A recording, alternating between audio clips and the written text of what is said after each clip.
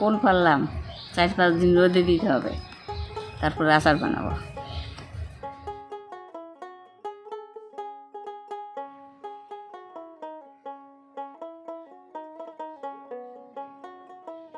এই যে কুলগুলা রোদে দিয়েছিলাম গাছ থেকে বাইরে, সেগুলো শুকাইছে, এটাতে আচার বানাবো।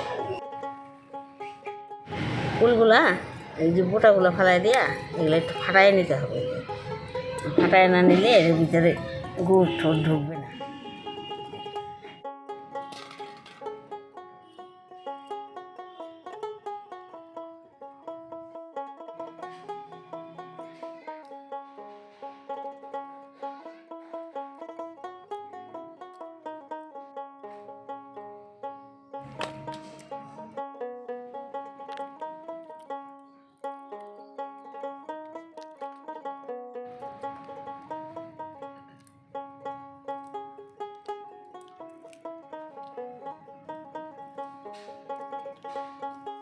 কুলগুলো হাত দিয়ে ছিঁড়ে ফাটাই নিলাম, তো এখন ওই জল দিয়ে ধুইয়া পরিষ্কার করে নেব।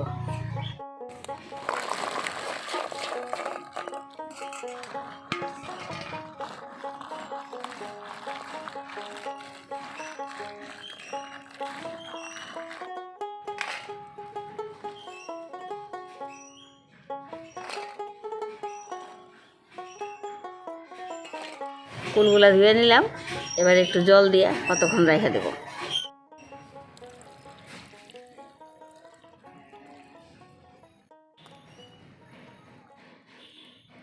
এবার শুকনো লঙ্কা আর 5 ফোড়ন ভাজা নিব, ভাজা ওটা বাটতে হবে, বাটা গুঁড়া করলে পরে ওটা দিব।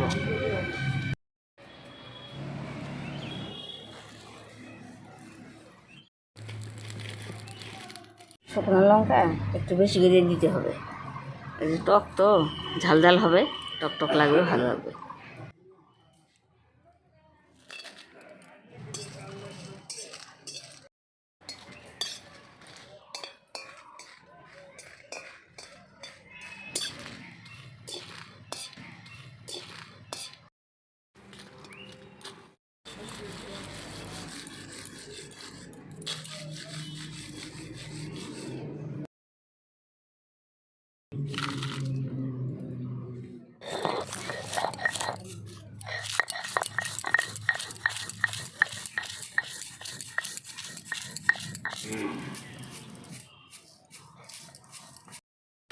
পাঁচফোড়ন নিলাম, এর থেকে একটু মেথি কমায় নিতে হবে।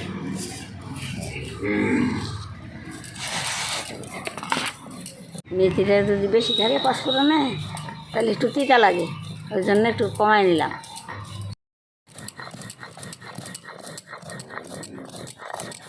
এবার পাঁচফোড়নটা ভাইজে নিই।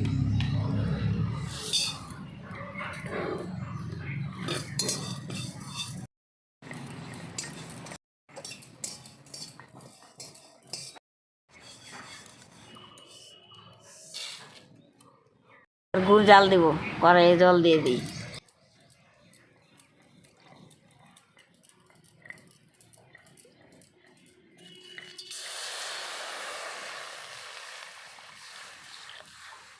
আমি 3 পোয়ার মতন গুড় দিয়ে দেব।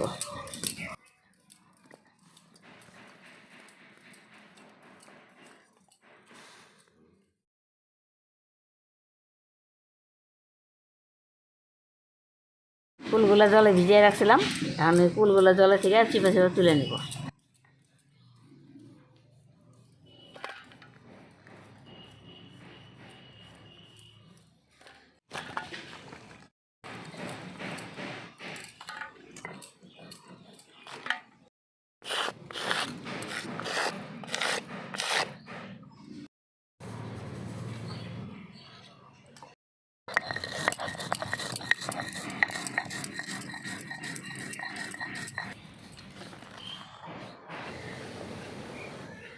গুড়টা ভালো ফুটে গেছে, আর কিছুক্ষণ পরে কুলগুলো দিয়ে দেবো। এটা বেশি পাক খাওয়াইলে গুড়ের, তাইলে পরে এটা শক্ত হয়ে যাবে। এবার কুলটা দিয়ে দিই।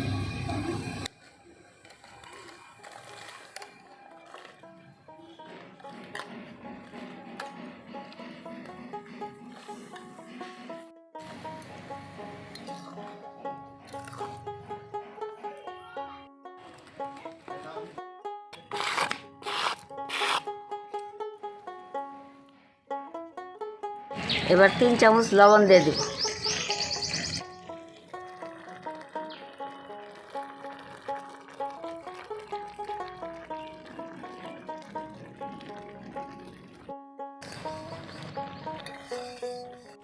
ফুল দেওয়ার পর জালটা একটু বেশিক্ষণ দিতে হয়, যাতে একটু মোয়ার মতন আঠা আসে, তাইলে এইটা 1 বছর থাকবে, কিচ্ছু হবে না।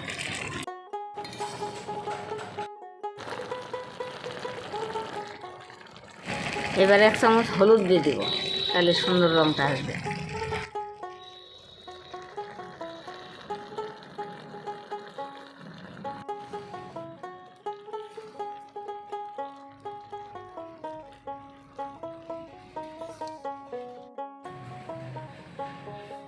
আনুমানিক 2-3 চামচ সরষের তেল দিয়ে দেবো।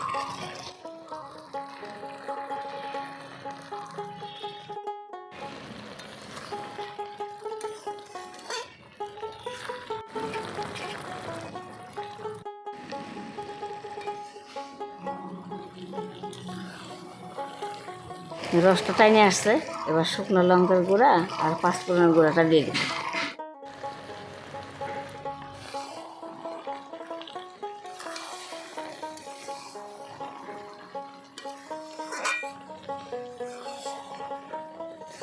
এবার 5 ফোড়নের গুঁড়াটা দিয়েই নামায় নেব।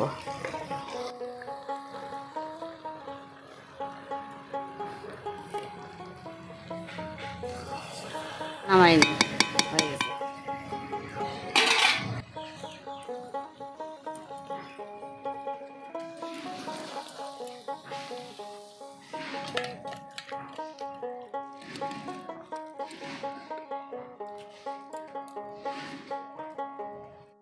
এই দেখেন, এটা মাখা মাখা হয়েছে, এটা পাতলা হয় নাই, এটা খুব একটা শক্ত হয় নাই।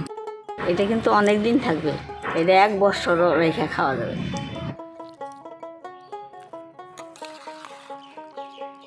আমার রান্নার ভিডিওটা যদি ভালো লাগে, তাহলে আমার চ্যানেলটা সাবস্ক্রাইব করবেন।